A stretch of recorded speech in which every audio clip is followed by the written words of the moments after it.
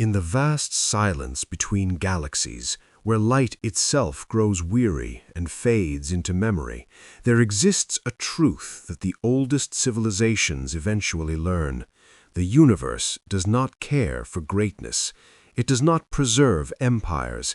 It does not remember names.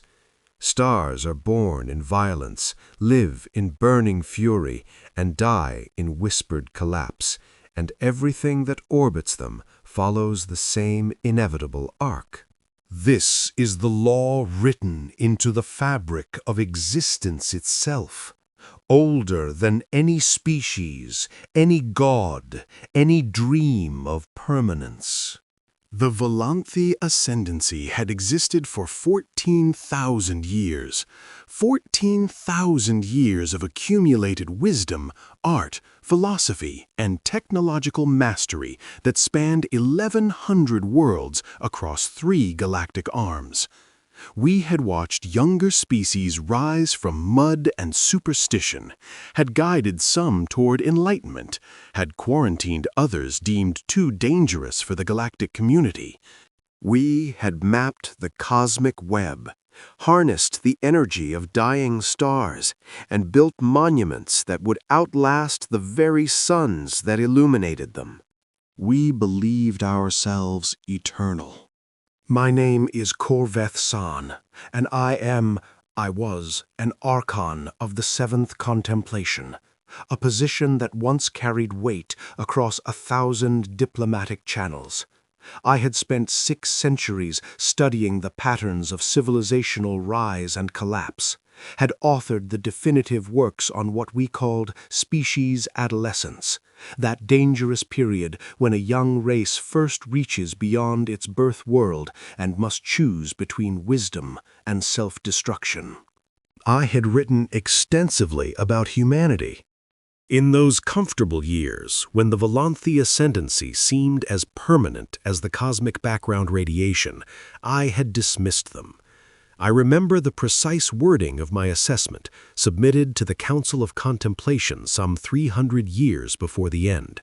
Species 4271 Terra demonstrates characteristic markers of self-limiting development.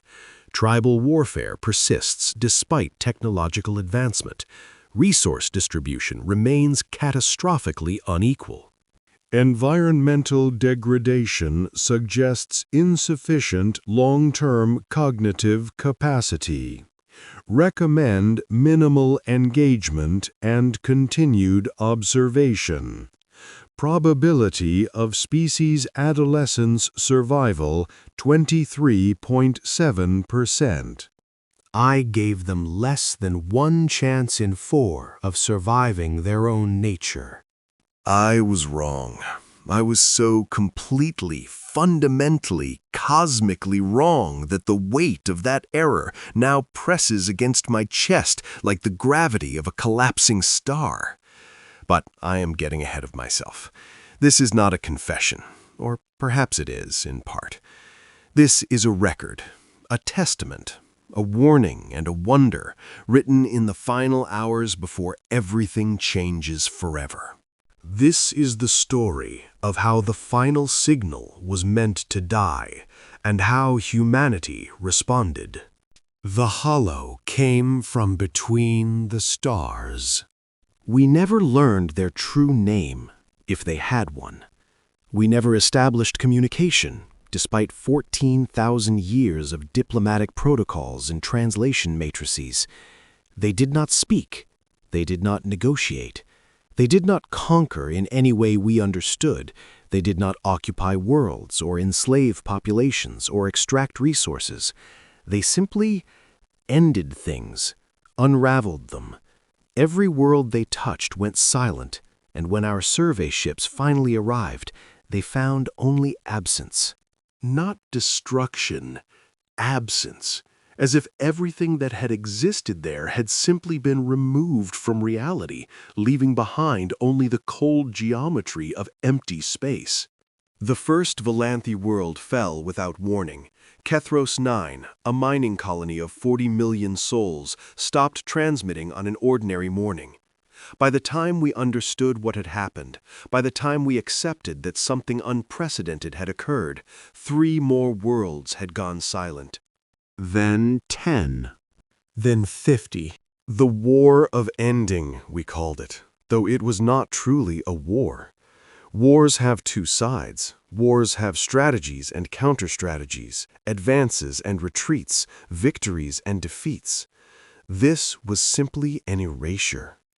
The hollow moved through our territory like a geometric proof, inevitable and emotionless, and everything they touched ceased to be. Our fleets, the pride of 14,000 years of engineering, lasted an average of 12 minutes in direct engagement. Our weapons, which could crack planets and ignite stellar cores, seemed to pass through their vessels like light through water. Our shields, our armor, our most desperate innovations, all of it meant nothing. The Hollow did not fight us. They simply existed in a way that made our existence impossible. By the time I finally accepted that the Ascendancy was dying, we had lost 700 worlds, 400 billion Valanthi, gone as if they had never existed. The Council of Contemplation had dissolved. Most of its members had been on Valanthos Prime when the Hollow reached the heart of our civilization. I watched the transmission die in the middle of a sentence, the Archon of First Wisdom explaining some desperate final strategy, and then there was only static. And then there was nothing at all. I was aboard the observatory station at the galaxy's edge, as far from the core worlds as a Valanthi could travel and still claim citizenship. It was a posting for those who had grown weary of politics, a place of quiet contemplation where we studied the cosmic void and pretended that the emptiness between galaxies held answers rather than more questions. When the final signal came, the last transmission from the last Valanthi fleet, I was alone in my observation chamber, watching the stars that had seemed so permanent slowly wink out of existence as the Hollow consumed everything in their path. "This is Fleet Commander Vithara Sol," the signal crackled, distorted by distance and desperation. "All Valanthi assets are to execute Protocol Omega-7. Repeat, Omega-7. The Ascendancy has fallen. The core worlds are lost. Scatter to the galactic rim. Trust no established channels. The Hollow are... They are in our communications. They are in our networks. They know where we are before we arrive. This signal was meant to die with us. Let it be our final gift to any who survive. Let them know we existed. Let them know we tried." A pause. Static. Then quieter. "If anyone hears this, run." The signal ended. I sat in darkness for a long time after that. The stars continued their ancient dance outside my observation window, indifferent to the extinction of the only civilization I had ever known. 14,000 years, I thought.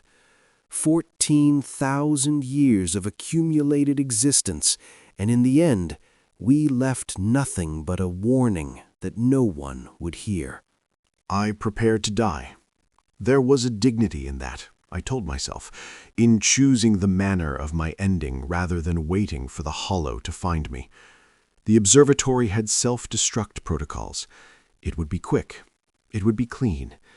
It would be... The communication array activated. Not the Valanthi array. That had gone dark with the final signal. This was the auxiliary system, the one we used for contact with lesser species, the primitive races we deigned to acknowledge when political necessity demanded it. I had not activated that system in decades. I had assumed it was non-functional. But now it hummed with incoming transmission, and when I brought up the source coordinates, I felt something I had not experienced in centuries of contemplation. genuine surprise. The signal was coming from the Sol system, from Earth, from humanity. Volanthi Observatory Station 7, this is Earth Orbital Command. We have monitored your fleet's final transmission. We are aware of the hollow incursion into Volanthi space. A response vessel has been dispatched to your coordinates. ETA, 4 hours. Please confirm receipt and survival status. I stared at the message for a long moment. The humans had heard our signal. The final transmission, broadcast on Volanthi emergency frequencies, scrambled and encoded and meant only for our own people. The humans had not only received it, they had decoded it. They knew about the hollow. They knew the ascendancy had fallen. And they were sending a ship. A response vessel, they called it, as if this were some minor emergency. As if the extinction of a 14,000-year civilization were simply a problem to be addressed. I should have felt insulted. A century earlier, I would have raged at the presumption. What could humanity offer in the face of the hollow? They were children playing with fire, a species that had barely mastered interstellar travel, that still fought among themselves over resources and ideology and the petty tribalism that had defined their bloody history. Their ships were crude, their weapons were primitive. Their entire civilization was a statistical anomaly, a species that should have destroyed itself generations ago, but somehow kept stumbling forward through sheer, stubborn refusal to accept their own limitations. But I was tired. I was so very tired. And I was alone at the edge of everything, waiting to die. And someone, anyone, was coming. I confirmed receipt. I confirmed survival. And then I waited. The human ship arrived in 3 hours and 47 minutes, ahead of their own estimate. It emerged from fold space with none of the elegant dimensional spiraling of Volanthi vessels, just a brutal, efficient tear in reality that sealed itself almost before it fully opened. The ship that emerged was functional. There is no other word for it. It was not beautiful. It was not graceful. It had no artistic flourishes, no philosophical statements encoded in its architecture. It was simply a machine designed to move through space, and it did so with an almost offensive practicality. The name painted on its hull was ESV, Perseverance. Appropriate, I thought bitterly, for a species that survived through stubbornness rather than wisdom. They docked without ceremony. No ritual greetings, no diplomatic protocols, no acknowledgement of the vast gulf in civilizational age and achievement that separated us. An airlock cycled, a pressure seal engaged, and then there were footsteps. Heavy, purposeful, distinctly bipedal, echoing through the corridors of my ancient station. 3 humans entered my observation chamber. They wore simple uniforms, dark fabric with minimal insignia, practical boots, and expressions that I could not read. Human faces had always been difficult for me, too mobile, too expressive, cycling through emotions faster than I could catalog them. But these 3 seemed calm, impossibly calm given the circumstances. The one in front was a woman. Their gender binary still amused me, such a primitive way of categorizing biological function. With dark skin, silver-streaked hair pulled back from her face, and eyes that seemed to absorb light rather than reflect it. She moved with the economy of motion that I associated with predators, each step precisely measured, no energy wasted. "Arkon Korveth San," she said. Her pronunciation of my name was imperfect but respectful. "I am Captain Miriam Okonkwo of the Earth Systems Navy. My crew and I are here to offer you evacuation and asylum." I stared at her, The sheer audacity of the statement of a human offering asylum to a Valanthe was almost enough to break through my exhaustion. "Captain," I said, and my voice crackled from disuse, "do you understand what has happened? Do you comprehend the scale of the catastrophe you are responding to?" "Yes," she said simply. "The Valanthe ascendancy has fallen. Approximately 700 worlds destroyed, estimated casualties in the 400 billions. The Hollow are advancing toward the galactic rim at an accelerating rate. Your species faces extinction within the next 18 months unless something changes." I felt my secondary lungs constrict, a physical manifestation of emotional shock that I had not experienced since my youth. She knew. Not approximately, not vaguely, but precisely. The numbers, the timeline, the trajectory. "How?" I managed. "We've been watching," she said. "We watch everything. It's something of a habit." One of the other humans, a younger male with pale skin and eyes the color of shallow water, shifted slightly. "Captain, we should move. The Hollow's nearest detection sphere is expanding faster than projected. We have maybe 6 hours before this station becomes visible to them." Captain Okonkwo nodded without looking at him. Her eyes remained fixed on me. "Archon, I understand that asking you to trust humans must feel uncomfortable. I've read your work. Species Adolescence and the Self-Limiting Nature of Competitive Evolution. You gave us a 23.7% chance of survival." I felt heat rise in my skin. Embarrassment, a reaction I had thought myself too old to experience. "You read my assessment?" "We've read all of them. Every evaluation, every dismissal, every prediction of our failure." She paused, and something flickered across her face. Not anger, not resentment, but something more complex. They were useful, helped us understand how the galaxy saw us, helped us understand what we needed to change. "What you needed to change?" "Ourselves," she said.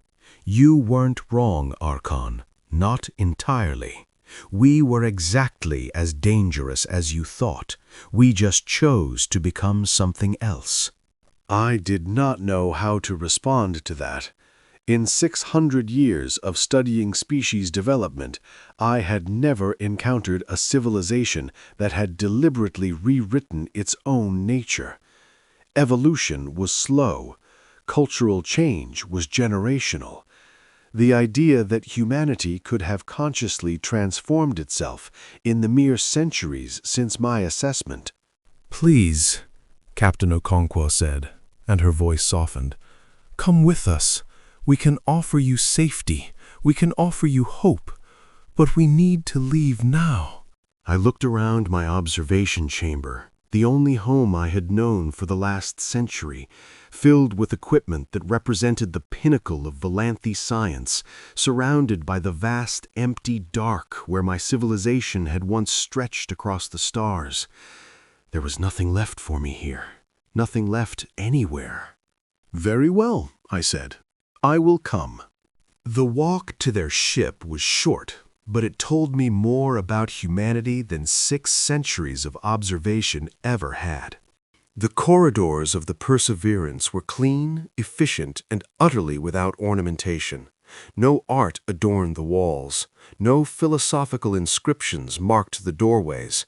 There were only simple labels: medical bay, engineering, bridge, and everywhere the subtle signs of maintenance. Scratches buffed out of metal surfaces, replacement panels slightly different in shade from their neighbors. The patched scars of a vessel that had been repaired and repaired again, kept functional through determination rather than elegance. But what struck me most were the people.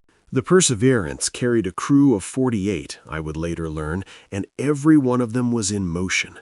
Not the frantic motion of panic, but the purposeful motion of people who knew exactly what they needed to do and were doing it. They nodded to Captain Okonkwo as she passed, acknowledged me with brief, curious glances, and then returned to their work. No hesitation, no uncertainty. No fear. That was what unsettled me most. The Hollow had destroyed the oldest civilization in the galaxy. They had erased 400 billion lives with the casual indifference of a cosmic eraser. And these humans, these fragile, short-lived creatures with their mayfly lifespans and their primitive technology, they showed no fear at all. "You do not seem concerned," I said to Captain Okonkwo, as she led me to what she called a guest quarters, a small, sparse room that was clean and functional, and utterly devoid of personality. She turned to face me, and again I saw that complex expression that I could not quite decode.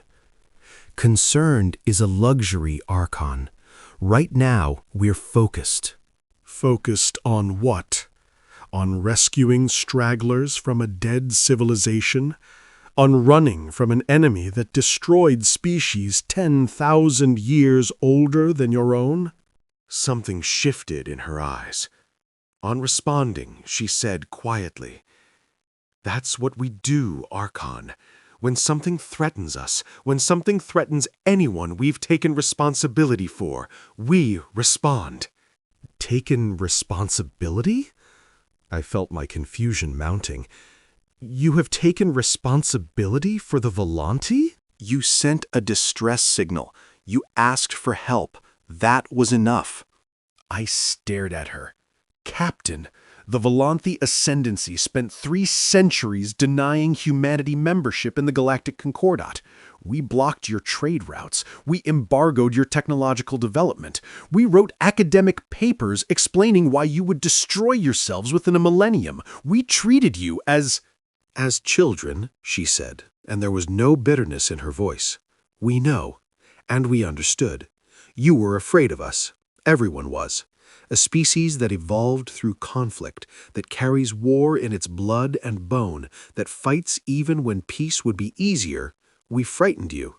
That fear was reasonable. She paused. But fear isn't a reason to abandon people who need help.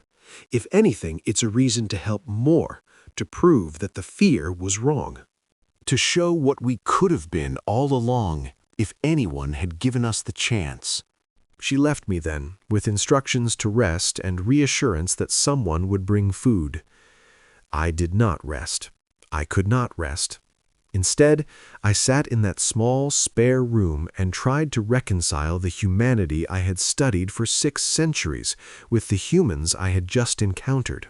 They were not what I had expected. The violence, the tribalism, the short-sighted competition that had defined my understanding of their species, none of it was visible in Captain Okonkwo or her crew. But neither were they the passive, enlightened beings that Volanthi philosophy considered the pinnacle of development. They moved with purpose, they spoke with precision, and beneath their calm exteriors, I sensed something coiled and waiting. Not aggression exactly, but potential, capacity. As if they were each a weapon that had chosen not to fire, but could at any moment. It was deeply, profoundly unsettling. Several hours into the journey, a young human came to my door. She was small by their standards, with hair the color of autumn leaves and freckles scattered across her cheeks like stars across a nebula. She carried a tray of food and a portable data tablet. "Archon Korveth San," she said. "I'm Lieutenant Commander Sarah Chen, ship's medical officer. I thought you might like some company and some answers." I accepted both. The food was strange, dense, calorie-rich bars and a hot liquid they called tea, but not unpleasant. The company was stranger still. "May I ask you something personal?" Chen said, settling into the room's only chair while I remained on the sleeping platform. She had asked permission, I noted. Such a small thing, but the Volanthi rarely asked permission for anything from lesser species. "You may ask," I said. I may not answer. She smiled, a quick, warm expression that transformed her face. Fair enough. How are you feeling? Not physically, emotionally. The directness of the question startled me. Velanthi did not speak of emotions with such casualness. We considered it vulgar, a sign of insufficient self-mastery. But there was nothing vulgar in Chen's tone. She asked as if she genuinely wanted to know, as if my answer mattered. I am. Adrift, I admitted, and the word felt inadequate. Everything I knew is gone. Everything I was is now irrelevant. I am the last memory of a dying species, and I do not know how to carry that weight. Chen nodded slowly. We have a word for that. Survivor's guilt. It's common in our history. After wars, after disasters, after any event that kills many but spares some. She paused.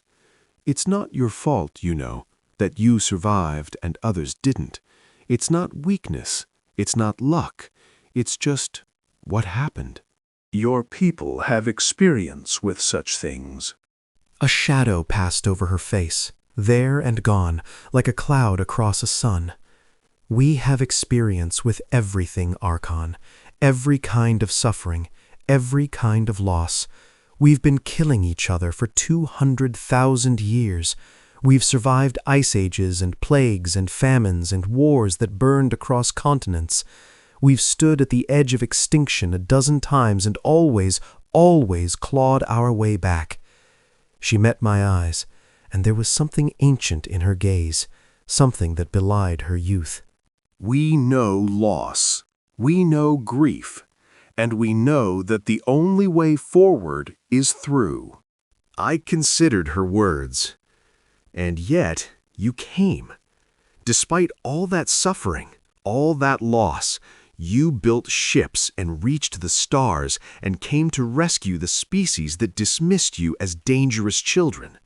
That's the thing about suffering, Chen said quietly. It doesn't make you weak. Not if you learn from it. It makes you understand what matters. It makes you realize that no one should have to face the dark alone. She stood, gathering the empty tray. We'll reach the Sol system in about 16 hours. Try to rest. You're going to need your strength. For what? She paused at the door. For hope, Archon. It can be exhausting when you're not used to it. I did not understand what she meant. Not then. I would understand soon enough. The Perseverance dropped out of fold space at the edge of the Sol system, and my first sight of humanity's home territory stopped the breath in my secondary lungs. I had expected less. A single star, a handful of rocky planets, perhaps a few orbital stations and mining colonies. The Velanthi assessment had recorded a system of modest resources, nothing special by galactic standards. A backwater, a footnote. What I saw was something else entirely. The space around Sol teemed with activity. Thousands of ships moved through carefully managed traffic lanes, some small, personal craft, others massive cargo vessels, still others sleek and angular in ways that suggested military purpose. Stations orbited at every Lagrange point, and between them stretched a network of relay platforms and communication arrays that hummed with constant data exchange. Mars, the fourth planet, was veined with the lights of cities. Jupiter's moons glittered like jewels on a dark cloth. The asteroid belt had been organized into vast industrial complexes, forges and shipyards that built and launched new vessels with relentless efficiency. And Earth itself. Earth was blue and green and white, wrapped in atmosphere, glowing with the light of 1 billion lives. It was beautiful. Heartbreakingly, unexpectedly beautiful. And in orbit around it hung a defensive grid of such complexity that my trained eye could barely trace its patterns. Weapons platforms and shield generators and early warning systems layered in overlapping fields of coverage, all of it humming with quiet readiness. "Welcome to Seoul," Captain Okonkwo said. She had invited me to the bridge for arrival, and I stood now at the observation window, unable to speak. "I know it's not much compared to what you are used to. We're still building." Still building. They had done all this, spread across an entire star system, woven space itself into a functional civilization, and they were still building. The Volanthi had taken 2,000 years to expand beyond our birth world. Humanity had done it in less than 3 centuries. "How?" I whispered. "How is this possible? Your species had barely achieved sustained orbital flight when I wrote my assessment. That was 300 years ago. This should be impossible." "We're fast learners," said the pale-eyed officer I had seen before. Lieutenant Commander Erickson, I had since learned. "When we need to be. When we have something to work toward." "But your technology, your ships, they seemed so primitive, crude." I thought, "You thought what we wanted you to think," Captain Okonkwo said quietly.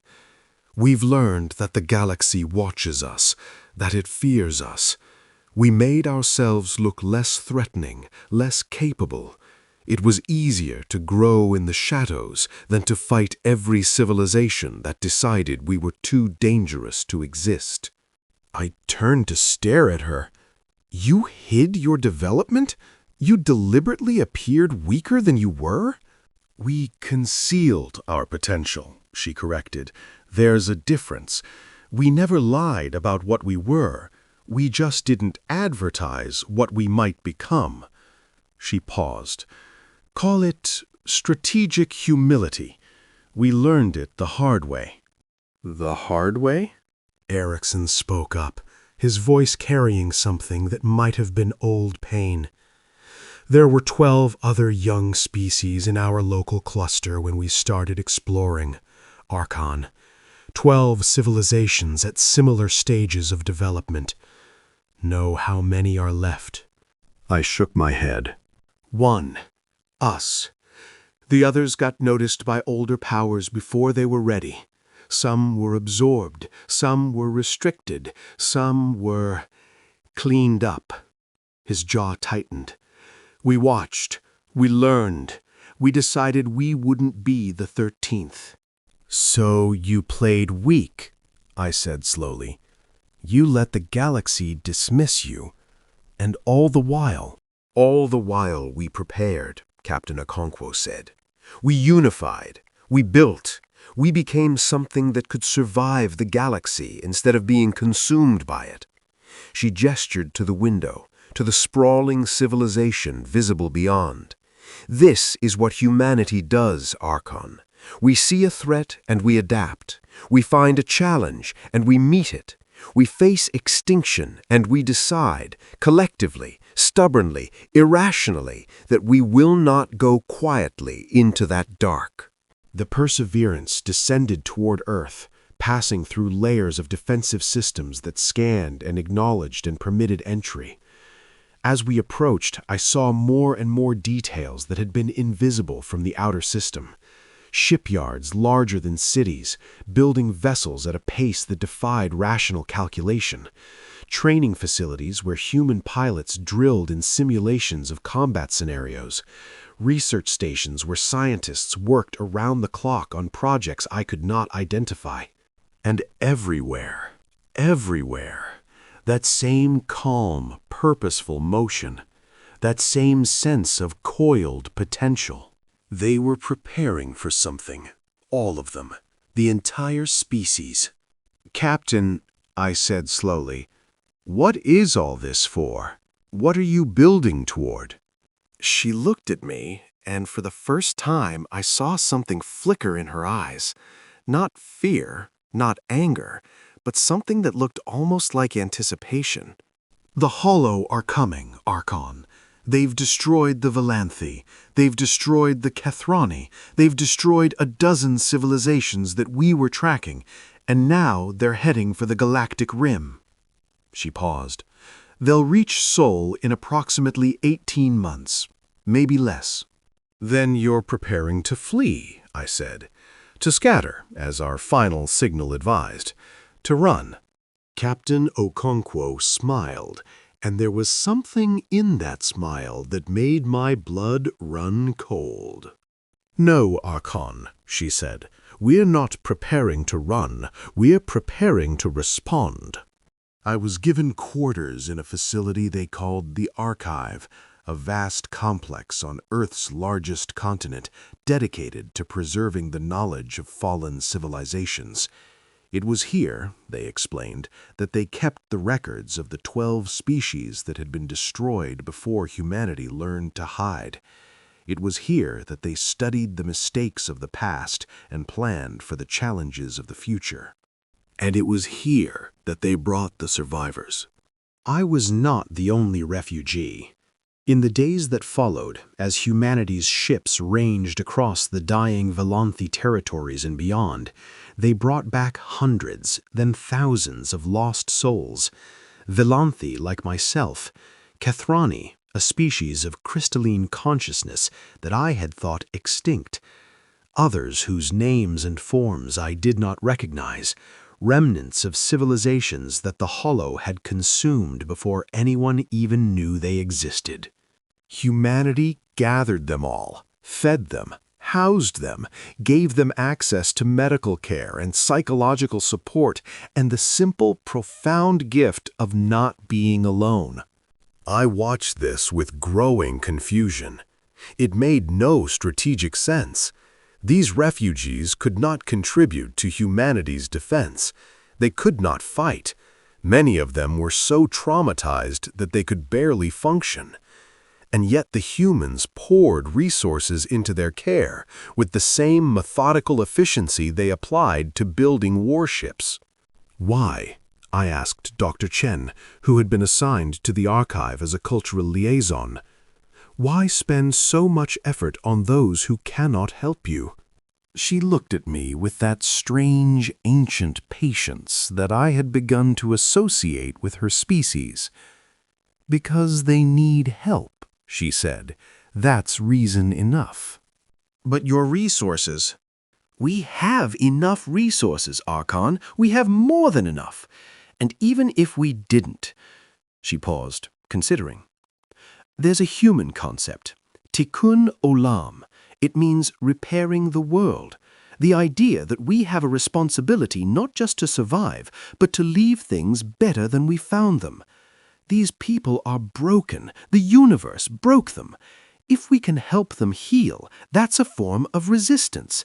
That's a way of saying that the Hollow don't get to destroy everything, that something survives." Something matters. I thought about this for a long time. The Velanthi philosophy had always emphasized detachment, the acceptance of cosmic cycles, the understanding that all things rise and fall, and that wisdom meant not clinging to what must inevitably pass. We had faced the Hollow with dignity and resignation, accepting our end as the natural conclusion of an ancient story. Humanity did not accept. That was the fundamental difference. They looked at the universe's indifference and responded with stubborn, irrational, beautiful defiance. They refused to let the story end. They refused to let the darkness win. And the more I watched them, the more I began to understand why. 3 months into my stay, I was invited to observe a strategic briefing. It was an unusual honor. Refugees were typically kept separate from military operations, but Captain Okonkwo had apparently intervened on my behalf. "You spent 6 centuries studying civilizational development," she said when she came to collect me. "You might have insights we need." The briefing room was underground, deep beneath the archive, accessible only through multiple layers of security. Inside, I found a gathering of perhaps 30 humans, military officers, scientists, political leaders, others whose roles I could not identify. They sat around a curved table that displayed a holographic map of the galaxy, and on that map I saw the terrible truth of what humanity faced. The Hollow were spreading faster than anyone had predicted. Their territory, marked in red, had expanded from the galactic core in an accelerating wave, consuming everything in its path. Volanthi space was gone. Kethrani space was gone. Dozens of other territories, some of them belonging to civilizations I had never even heard of, were now empty red voids on the map. And the wave was heading toward the rim, toward Sol. Current projections, said a stern-faced general named Morrison, put first contact with Hollow Scouts in approximately 9 months, main force arrival in 12 to 14 months. We've been accelerating our timeline accordingly. A murmur ran through the room. 9 months. Less than a year before the same force that had destroyed the Volanthi ascendancy reached humanity's door. What about the refugees? Asked a civilian representative. What happens to them if we can't hold? We hold, General Morrison said flatly. That's not a question. That's not a contingency we're planning for. We hold. With respect, General. No. Morrison's voice carried an edge that silenced the room. I understand the instinct. I understand the fear, but we don't run. We don't scatter. We don't leave anyone behind. That's not who we are anymore. He looked around the room, meeting each pair of eyes in turn. We've spent 3 centuries preparing for a threat like this. Every ship we've built, every weapon we've designed, every alliance we've forged in secret with younger species who were also afraid of the old powers. This is what it was all for. This is the moment we either become what we always said we could be, or we prove that the Volanthi assessment was right all along. He turned to look at me, and I felt the weight of his gaze like a physical pressure. No offense intended, Archon. None taken, I managed. I was wrong. I know that now. You were half wrong, he said. We were dangerous. We still are. But danger isn't the same as destruction. We chose what to do with what we were, and we chose to build instead of burn. He turned back to the map. Now let me tell you what we've built. What followed was the most comprehensive strategic briefing I had ever witnessed. General Morrison outlined humanity's military capabilities with the same clinical precision that Dr. Chen had used when describing their medical care. The numbers were staggering. 12,000 capital ships, each carrying enough firepower to glass a planet. 50,000 support vessels, 250,000 strike craft, a defensive grid around Sol that had been quietly constructed over 2 centuries, designed specifically to counter threats that conventional warfare could not touch. Research programs based on captured hollow material, already yielding weapons that could damage what had seemed invincible. Alliances with 17 younger species who had agreed to follow humanity's lead in exchange for protection and eventual equality. But it was not the numbers that shocked me. It was the strategy. We're not going to fight the Hollow at Sol, Morrison said. We're going to meet them in the void. Take the battle to them before they can reach any populated system. Our fleet will engage at the maximum possible distance from any world worth protecting. That's suicide, I said before I could stop myself. Offensive action against the Hollow has never succeeded. Every fleet that engaged them directly was alone, Morrison said, was fighting an enemy they didn't understand, with weapons that weren't designed for the task, without coordination or support or any coherent strategy beyond shoot at the scary thing. He shook his head. We've been studying the Hollow for 18 years, Archon. We've analyzed every engagement, every defeat, every fragment of data that survivors managed to preserve. We know more about how they function than anyone has ever known. And they're not invincible. They're not gods. They're just very, very good at what they do. he pulled up a new display. Detailed tactical readouts, energy signatures, behavioral patterns. They're predictable in their way. They react to threats in consistent patterns. They can be lured, they can be trapped, and most importantly, he highlighted a specific data point, they can be hurt. It takes overwhelming force precisely applied at the exact right moment, but it can be done. I stared at the data. He was right. Hidden in the noise of countless defeats, there were anomalies, moments when the Hollow had recoiled, retreated, even lost individual vessels. It was subtle, it was rare, but it was there. "How did you find this?" I asked. "This analysis must have taken decades," he said. "We started the moment we first heard rumors of the Hollow, back when they were just stories, legends from the deep core. We built models, we ran simulations, we prepared." He smiled grimly. "Paranoia has its uses, Archon. When your entire history is defined by threats that came without warning, you learn to watch for the ones that haven't arrived yet." The briefing continued for hours. I absorbed more strategic information in that single session than I had in centuries of Volanthi contemplation. Humanity had not just prepared for this fight, they had prepared specifically for the Hollow, studied their enemy with the obsessive focus of a species that had learned the hard way that ignorance was death. And as I listened, as I watched these humans plan and coordinate and challenge each other's assumptions, I began to understand something that I had missed in all my centuries of study. Humanity was not dangerous despite their nature. They were dangerous because of it. All that violence, all that conflict, all that bloody history that I had dismissed as self-limiting, it had forged them, tempered them, taught them lessons that species like the Volanthi, who had evolved in cooperation and plenty, could never understand. They knew how to fight, not just as individuals, but as a civilization. They knew how to coordinate millions of disparate elements into a single, coherent force. They knew how to sacrifice and endure and push through impossible odds, because their entire history was a story of impossible odds.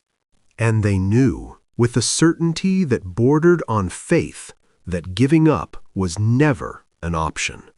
The months that followed were a blur of preparation and revelation. I was given access to humanity's archives, their full archives, not the sanitized versions they shared with the galactic community. I read their history as they understood it, not as I had assessed it from afar. I learned about the ice ages that had nearly wiped them out a dozen times before they even developed writing. I learned about the wars, yes, but also about the recoveries, how each catastrophe had driven them to build something better, to create systems that could prevent repetition. I learned about the plagues that had killed half their population and the medical revolutions that followed. I learned about the famines that had starved millions and the agricultural innovations that ensured no one would starve again. I learned about the atomic weapons that could have ended their species and the slow, painful process by which they had stepped back from that precipice and chosen a different path. They had done everything wrong, and then they had done it right. Over and over, across 200,000 years of painful, bloody evolution, they had stumbled and fallen and gotten back up. They had learned from each mistake, paid for each lesson in blood and tears, and slowly, so slowly that no observer could have seen it happening, they had become something extraordinary. Not despite their nature, because of it. Dr. Chen found me in the archive one night, surrounded by holographic displays of human history, tears streaming down my face. Velanthi do not cry as humans do. Our tear ducts serve a different biological function, but grief is universal, and I was drowning in it. Archon? She said softly. Are you all right? I am mourning, I said. I am mourning my ignorance. I am mourning 14,000 years of Velanthi wisdom that saw your species as dangerous children and never understood what that danger could become. I looked at her, at this small, fragile, impossibly resilient creature. We thought we were wise because we had evolved beyond conflict. We thought peace was the pinnacle of development, but we were wrong. Peace without struggle is not wisdom, it is merely comfort. And when the struggle finally came for us, we did not know how to fight. Chen sat beside me. She did not offer hollow reassurances or empty comfort. She simply sat, present and patient, waiting for me to continue. Your species was forged in fire, I said. Every generation faced existential threats. Every generation had to fight to survive. And that fighting, that endless, exhausting struggle, it taught you things that we never learned. How to cooperate under pressure. How to sacrifice for those you've never met. How to face annihilation and refuse to accept it. It also taught us terrible things, Chen said quietly.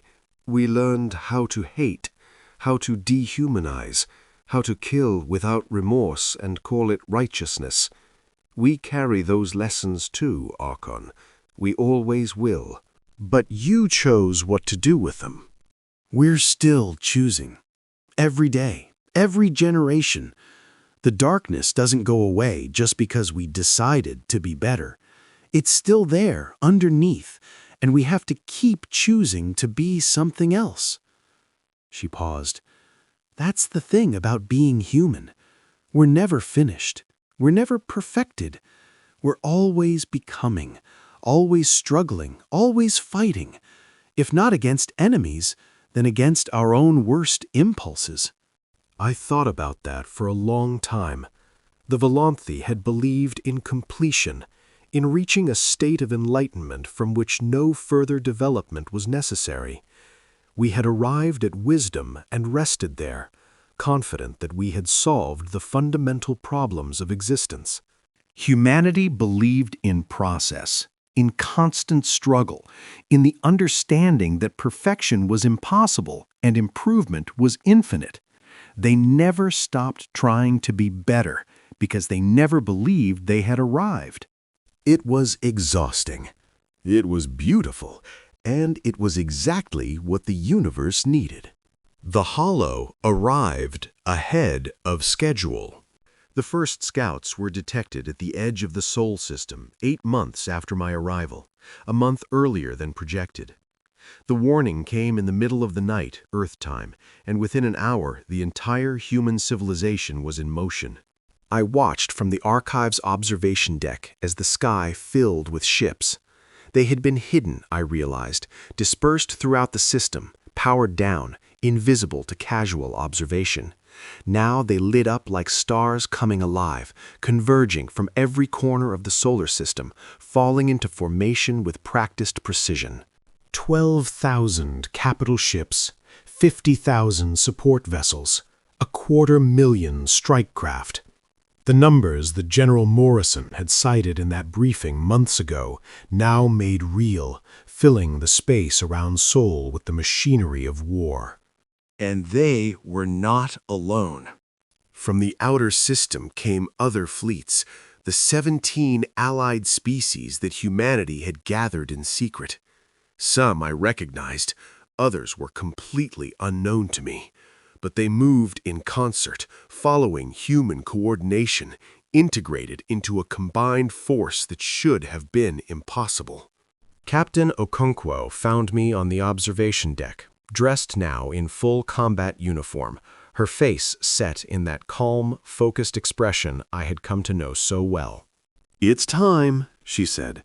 "We're heading out to meet them." You're taking the Perseverance into battle? I'm taking everything into battle.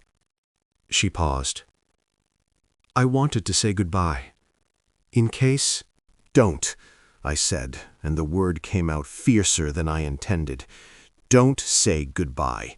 You will come back. You will all come back. She smiled, and there was something like affection in her eyes. "You sound like a human, Archon." Perhaps I have learned something. Perhaps you have. She reached out and clasped my arm, a human gesture of solidarity that I had come to understand. Watch the feeds. We're going to show the galaxy what humanity does when someone threatens the people under our protection. She left. The Perseverance launched. And I watched, along with billions of refugees and countless civilian humans, as the combined fleet of Earth and her allies moved out to meet the hollow in the void between stars. The battle that followed was the largest military engagement in recorded galactic history. The feeds showed everything. Humanity believed in transparency, in letting their people see the truth of what was being done in their name. So I watched as the human fleet made contact with the hollow advance force. Not the main body, not yet, but a probing tendril of darkness that had already consumed 3 civilizations on its path to Sol. I watched as the first human ships engaged, and for a terrible moment it seemed like every other battle against the hollow. Their weapons passed through the enemy vessels, their shields flickered and died.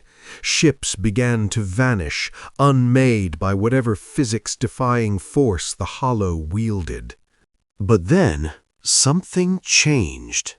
The human ships did not break, did not scatter, did not panic. They adjusted their formations with inhuman precision, shifted their attack patterns, began applying the strategies that General Morrison had outlined in that briefing months ago. They did not fight as individuals, they fought as a single organism, millions of components coordinating in real time, adapting to the enemy's responses faster than any species had ever managed before. And the hollow began to stumble. It was subtle at first, a hesitation in their advance, a failure to predict a flanking maneuver, a vessel that took damage and withdrew instead of pressing forward. But as the battle continued, as the human coordination grew tighter and their strategies more refined, the stumbles became failures, and the failures became defeats. The first hollow ship died 6 hours into the engagement. It did not explode, it simply ceased to exist, unmade by concentrated fire from 17 human capital ships that had positioned themselves in a configuration specifically designed to exploit a weakness that no one had ever before identified. The feed showed the moment of destruction, and I heard cheering from somewhere in the archive, refugees who had thought themselves doomed, screaming with sudden, desperate hope. More hollow ships died. The human fleet took losses, terrible losses, thousands of ships and millions of lives, but they did not break. They absorbed each death and kept fighting. They adapted to each new hollow tactic and responded with innovations of their own. They fought as if losing were simply not an option, as if the concept of defeat did not exist in their psychological vocabulary. And slowly, impossibly, they began to win. The battle lasted for 73 hours. By the end, the hollow advance force had been annihilated, every ship destroyed, every tendril of their impossible existence erased from reality. The human fleet had lost 40% of its strength, but they had done what no one in galactic history had ever accomplished. They had beaten the hollow. The celebration on Earth lasted for days, but humanity did not rest. They rebuilt, they regrouped, they prepared for the next engagement, and the one after that, and the one after that. The Hollow had more forces, vastly more, but each battle weakened them, and each battle taught humanity new strategies, new weapons, new ways to exploit their enemies' weaknesses. And humanity shared those strategies, not just with their allies, but with everyone. Every species that had been driven to the edge of extinction, every survivor who had thought their civilization lost forever, humanity gave them the tools to fight back, gave them hope, gave them a reason to believe that resistance was possible. The war against the Hollow lasted for 7 years. By the end, humanity had unified the galactic rim into a single defensive coalition. By the end, they had pushed the Hollow back past the territories they had consumed, past the core worlds that had seemed forever lost, all the way back to whatever impossible void they had originally emerged from. By the end, they had done what 14,000 years of Volanthi wisdom had declared impossible. They had saved the galaxy. I stand now at the observation window of a rebuilt Volanthi station, looking out at stars that humanity has returned to my people. Behind me, the first generation of Volanthi children born after the war plays in corridors that humans helped construct. Around me, representatives of 100 species, many of them civilizations that the Hollow had nearly destroyed, work together in cooperation that would have been unthinkable a decade ago. And I think about that final signal, the transmission from Fleet Commander Vethara Sol, broadcast in the last moments before the Volanthi ascendancy fell. This signal was meant to die with us, she had said. Let it be our final gift to any who survive. She had been wrong. The signal had not been meant to die. The signal had been meant to be heard. It had been meant to reach someone who would do more than mourn, more than remember, more than accept the inevitable. It had been meant to reach humanity. They heard a dying civilization's last scream, and they responded. Not with sympathy, not with prayers. They responded with action, with sacrifice, with the full, terrible weight of everything their species had learned in 200,000 years of struggle. They responded by refusing to let the darkness win. Dr. Chen, Dr. Sarah Chen, who is now one of the most respected voices in galactic reconstruction, visits me sometimes. We sit together and watch the stars, and we talk about the strange, terrifying, beautiful species that saved us all. We're not heroes, she told me once. We're not saints. We're just stubborn. We look at impossible odds and we think, maybe this time. We face extinction and we think, not today. We see someone in trouble and we think, they need help. That's all it is. That's all it's ever been. I think about that often. I think about how the galaxy spent millennia fearing humanity, isolating them, trying to limit their growth because of what they might become. I think about how that fear was justified. Humanity was dangerous, remains dangerous, will always be dangerous. Their capacity for violence and destruction is unmatched in galactic history. But danger is not destiny. Power is not purpose. What a species can do matters far less than what they choose to do with that capability. Humanity chose to respond. When the final signal was meant to die, when hope itself seemed extinguished, when every rational calculation said that survival was impossible, humanity responded. They responded with warships and weapons, yes, but they also responded with refugee camps and medical care. They responded with shared technology and reconstructed worlds. They responded with patience and empathy, and the simple, profound commitment to leave the galaxy better than they found it. They responded by becoming what they always had the potential to be. Not conquerors, but protectors. Not destroyers, but rebuilders. Not the end of the story, but the beginning of a new one. I was wrong about humanity. I was wrong about everything. And I have never been so grateful to be wrong. The stars burn on, indifferent as ever to the small lives that orbit them. But here, in this corner of the galaxy, something has changed. Something has shifted. The oldest truth of the cosmos, that nothing lasts, that everything falls, that the darkness always wins in the end, has been challenged. Not defeated. Perhaps it can never be truly defeated, but challenged by a species that looked at the inevitable and said simply, no. That is the legacy of humanity. That is what they have given to the galaxy. Not just victory, but the knowledge that victory is possible. Not just survival, but the understanding that survival is a choice. The final signal was meant to die. Humanity responded. And nothing will ever be the same again.